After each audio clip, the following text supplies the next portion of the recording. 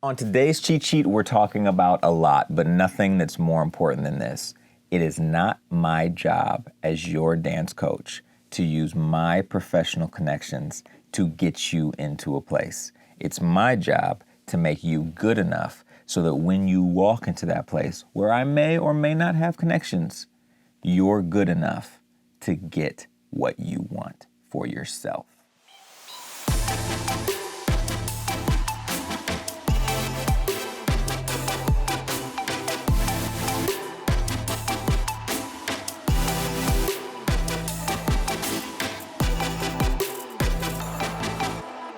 Hey everybody, this is Preston Miller, and this is the Dance Parent Cheat Sheet. Welcome back. Y'all, we're starting to get a rhythm with how we're doing these. I'm starting to get a lot of great questions flowing, and it seems like y'all are starting to get a rhythm for what you want to see and what type of questions you have for me, which is extremely useful. It helps make me a better dance coach, so I really appreciate you sending them in. We've been in quarantine. My fiance has been helping me produce these. And I was just making a joke that she's getting really good at producing these. If being an Alvin Ailey dancer doesn't work out, she has a future. You have a future, babe, in video production. So without further ado, let's get into the show. Stephanie and Josh ask, what should we do now that summer is canceled? Stephanie and Josh, I actually answered a question like this on the last Dance Parent Cheat Sheet, and it's pretty interesting because, honestly, I've always said that most small studios, local studios that have great teachers, but just aren't, nationally recognized places, like they're more like your local studios. If they have great teachers, they probably have a great summer program. It's probably going to be better than your big name, big box brand summer programs.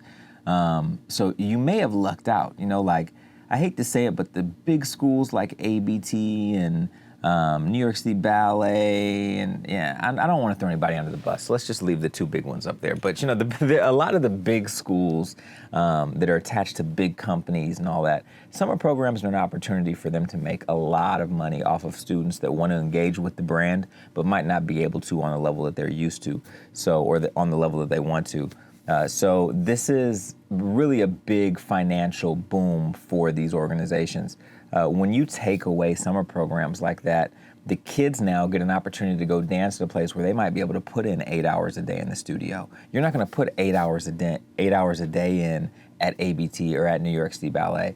So to be able to put in that time over and over and over again without the distraction of school, academia, homework, all that comes with that, I've seen students make amazing progress in that short period of time just by locking in. And so this is an opportunity to lock in. You're not distracted by the brand of wherever you're going. You're not distracted by professional dancers that are coming in and coming out. You're focused every day on the work. You're not distracted with new friends. You're focused every day on the work and building relationships around the work. So while that can happen at, big summer programs, it's an amazing opportunity to lock into a local summer program that has great teachers where you'll be spending a lot of time dancing.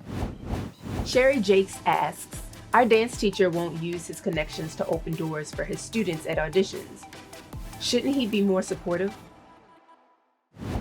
Sherry, that's an interesting question. I don't know if I agree with that one.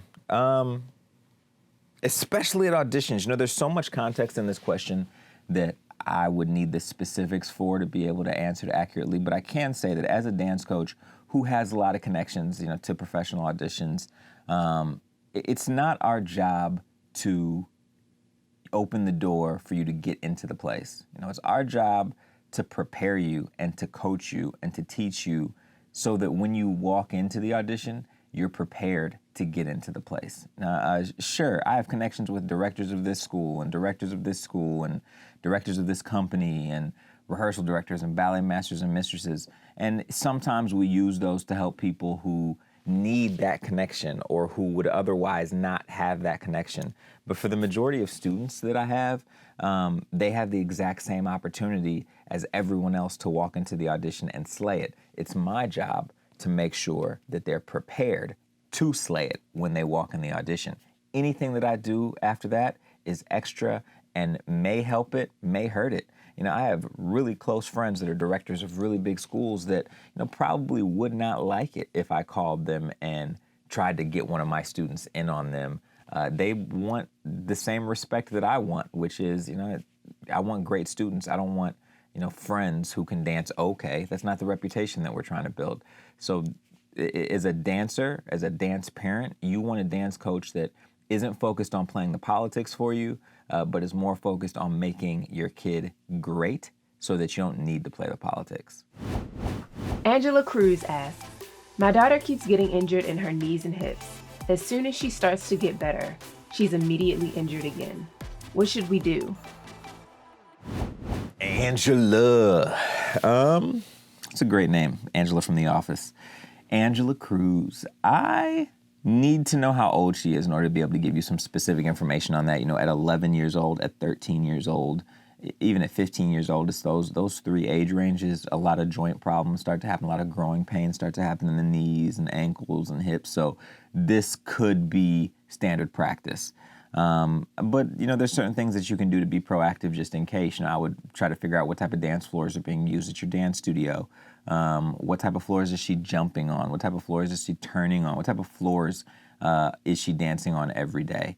And then take a look at her schedule with that. What type of schedule does she have? Does she have a schedule that's really heavy on her legs? I mean, dancing is heavy on your legs in general, but like if her schedule goes from hip hop to tap to jazz in one day, that's a lot more aggressively heavy on the knees. It's a lot more down than a ballet or a contemporary, something like that. So look at the schedule, look at the floor. But if she is in the 11, 13, or 15 age range, these problems specifically, ankles, knees, hips, are like, super, super common. I think every single one of my students has had something like that happen within that age range. So, check out the floors, check out the classes, but grow. That's a great way to end it.